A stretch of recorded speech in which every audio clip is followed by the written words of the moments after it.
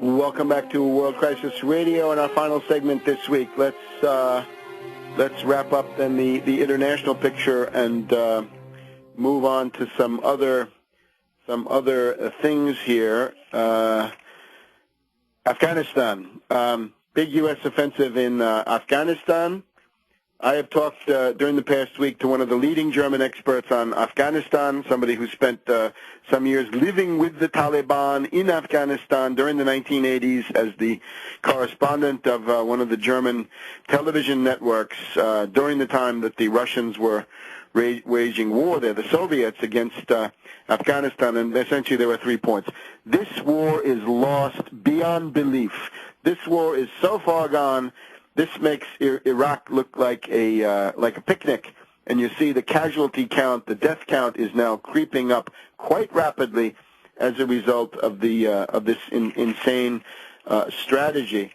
The second point is that Russia and China are arming the Taliban. It's kind of a bid by them to win the loyalty of the Taliban, who up to now have been controlled by the U.S. But since the U.S. is now collapsing so rapidly worldwide, a breathtaking collapse by the U.S., this frees up all kinds of assets. So China and Russia, who are right on the doorstep there, China sharing a direct border, they have essentially said they're going to try to take a piece of it. Now, the other one is this. In Barack H. Obama, the unauthorized biography, I wrote a hypothetical scenario of a future conference between somebody like Brzezinski or Obama under the influence of Brzezinski, Nye, and the rest of them, concerning the question of nuclear weapons. Remember that Gates and Brzezinski went to Algiers, in Algeria there in November of 1979, met with Bazargan, the prime minister of the Khomeiniac regime,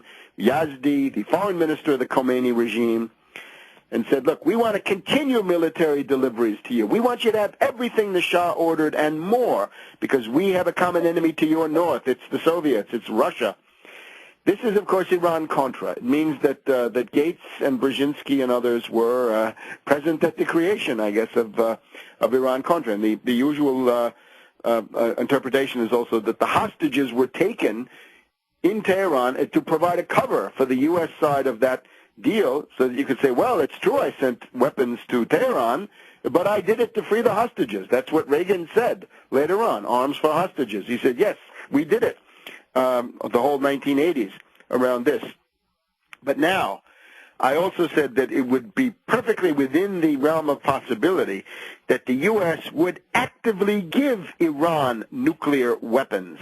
Doesn't matter what regime it is. And according to German expert reports, this has already happened. That A.Q. Khan, the proliferator of Pakistan, who of course was working under total CIA supervision, A.Q. Khan already delivered, I don't know when, but delivered at some point in the last 5 or 10 years, a small number of nuclear bombs to Iran, and they already have them. So they got 3, 4, 5 nukes in Iran. And this was all done under the auspices of the U.S. Now, the motivation for this, many stories about this, some people say it was to have them there so that you could attack Iran at any time and claim that that was the reason that you were interdicting these nuclear bombs. Other reasons, just geopolitical meddling, and, you know, there are various explanations. But the fact that this happened seems to be quite well established. So this is now the insanity, and of course the goal of that is to break up Pakistan, right? To make sure that there is no Pakistani energy corridor for Iranian oil to reach China or other oil coming from the Mideast and the Gulf. One of the side effects, and it's more than a side effect, of the mass murder rampage by these Uyghurs in Chinese Turkestan is that this has now interfered in Chinese relations with Turkey and Chinese relations with Iran, and that's the big one. In other words, the Chinese counterstrokes against the Uyghurs have gotten some Iranians stirred up, right, on the argument that these are the fellow Muslims and you got to defend them against the bad Chinese Confucians and Buddhists or communists or whatever they are. So Turkey is not happy. There's a Chinese-Turkish diplomatic crisis. The Turks demanded to bring the Urumqi situation before the United Nations.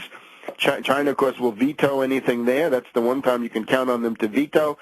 And the Iranians are also, there's an anti-Chinese wave inside Iran, and this shows what can be done. And above all, what interests the U.S. is to play Iran against China and to play Iran against Russia as much as possible.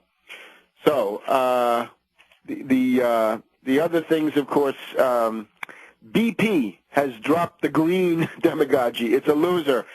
Just at the same time that that Obama fails, at least for the moment, with this global warming yoke on the world, strangling the world with carbon offset permits and the rest of this lunatic apparatus, BP, Beyond Petroleum, says, no, it's not Beyond Petroleum anymore. It's petroleum. And they're giving up the whole dimension of green demagogy that they have had.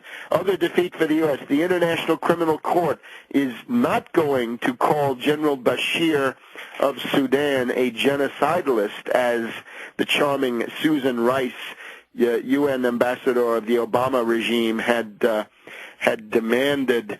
And then, of course, inside the U.S., the economy, very bad, 9.5% unemployment. That's a really big political watershed. The second wave of the Depression is now coming. 3.4 million jobs have been lost in 2009. Biden says we misread the economy. What do you mean you misread it? You were campaigning the whole time on the fact that it was the worst since Herbert Hoover. That's what you were saying, and now you say that you misread it. Well, what did you misread? Stocks are on track for the fourth week, 1 month, 4 weeks of losses, meaning that fool's paradise of the speculative bubble that had started around the middle of March seems to be over. So we've got about a 6-month fool's paradise, which is now crumbling, and it looks like we're getting back to the reality that the second wave of the Depression is coming. In the middle of this, of course, Obama's cratering goes on, as Phil Berg was mentioning. We have the statistics, people who oppose Obama, strongly opposed to Obama, 37%, love Obama, gaga for Obama, 32%. So it's now more people are strongly opposed than are in the drooling acolyte camp. We've also got statistics from Ohio, polls from Ohio, showing that Obama would have a very hard time winning Ohio again. Of course, you don't win the presidency without it. Of course, at the same time, the cratering of the Republicans, Sanford, Palin, Ensign, Coburn, all of these scandals more or less steered that nobody is going to be allowed to oppose it, except looks like the one who's being spared is the asset stripper, Mitt Romney, the hedge fund hyena and asset stripper, Mitt Romney. So if you look at this, right, the Democrats are cratering, the Republicans are cratering. Wouldn't it be time for something more or less in the middle, if you want, a New Deal alternative, which is the one thing you don't have? And let me also talk to Republicans. None of this stuff talked about for Republicans is going to work. The solution for the Republican Party would be to come out and say, we are the party of industrial capitalism. We support science, technology, production.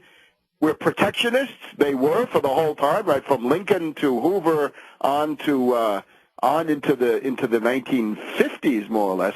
They were strong protectionists. The protective tariff was the basis of the Republican Party. So if the Republicans wanted to survive, they would come out and say, we are the party of heavy industry.